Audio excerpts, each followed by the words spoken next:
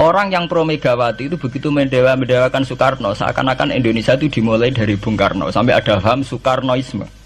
Bahwa Indonesia itu seakan-akan dimulai dari Soekarno. Memang deklarator kemerdekaan Indonesia itu Soekarno.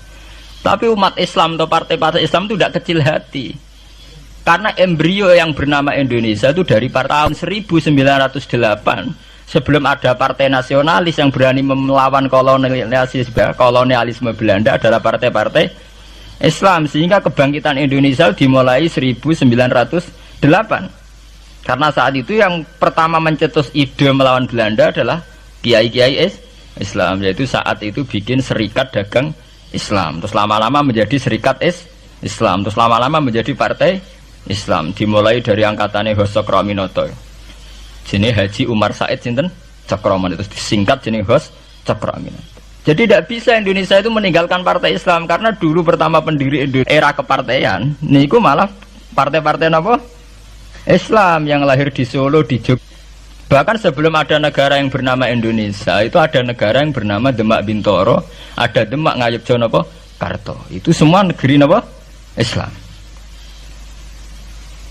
Ya, paham? Sehingga secara kesejarahan kita tidak kalah sama tuanya Soekarnoisme atau partai PNI.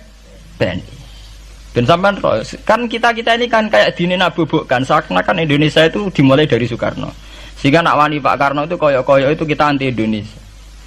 Ya kita tidak mungkin nggak menghormati Soekarno, beliau sebagai pahlawan besar kita hormati ya. Tapi ya kebesaran Pak Karno demi bangsa Indonesia jangan kemudian direduksi, disederhanakan hanya melewati partai. Ya itu kan namanya pekerdilan. Tentu Pak Karno bikin negara ini ya untuk semua bangsa, bukan untuk PDIP saja, bukan untuk partai-partai marhainisme saja, juga bukan untuk partai-partai yang berfaham Soekarnoisme saja. Ya sama, tapi kita juga adil, sebagai kiai juga adil. Hos Cokroaminoto bikin partai Islam adalah untuk mengusir Belanda dari bumi Indonesia, yang nantinya juga untuk kepentingan semua bangsa Indonesia, tidak hanya yang Islam saja. Ya kita adil, sama-sama adil. Saat nasionalisme ya tidak mengurangi keagamaan, saat keagamaan tidak mengurangi nasionalis. Tapi itu tadi, kemudian ini dikerdilkan secara politik. Di sawangannya nak wis duet Pak Hasim Mbak Mega nasionalis religius itu sudah ditren. Wangger duet senengane pasangan nasionalis sampai apa nak nasionalis terus wajib sholat, apa nak religius terus gak wajib nasional. Sebetulnya itu kan apa kan orang Indonesia itu wajib sholat hanya karena atas nama nasionalisme. Apa nak gue ngiyai itu wajib bayar pajak. Itu kan pengkerdilan, proses pembohongan, pembohongan secara publik. Itu dibodokno, sedurunge bodoh, itu kan itu kan repot. Namanya sedurunge bodoh dibodokno ngene apa? Nurut. Makanya kalau seneng ya, kayak kemarin Hari Kebangkitan Nasional itu seneng kalau diungkap terus di TV bahwa kebangkitan Indonesia dimulai dari 1908. Pentingnya bahwa orang-orang yang sok Soekarnoisme biar tidak mereduksi Pak Karno hanya milik mereka sendiri, karena bangsa ini berdiri semenjak 1908. Dimulai dari gerakan Budi Utomo sampai Hos Cokroaminoto sampai macam-macam, ya, serikat-serikat Islam.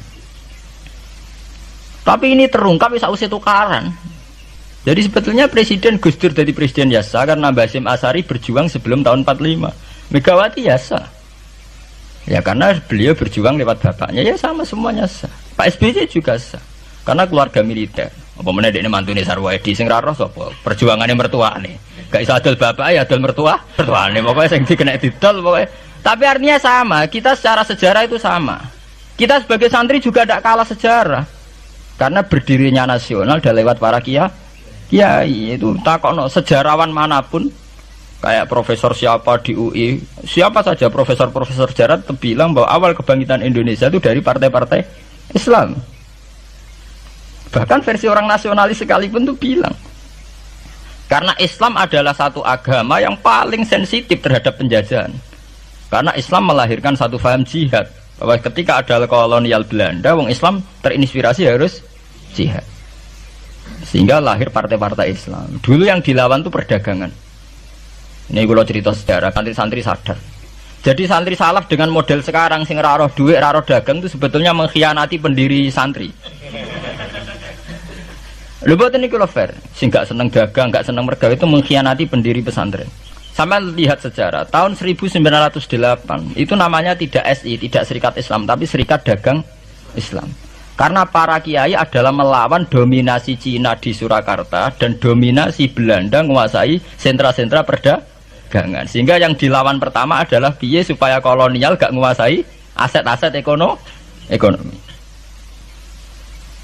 Sama takokno sejarah, cek versi kiai, cek versi buku, asal gak versi klenek.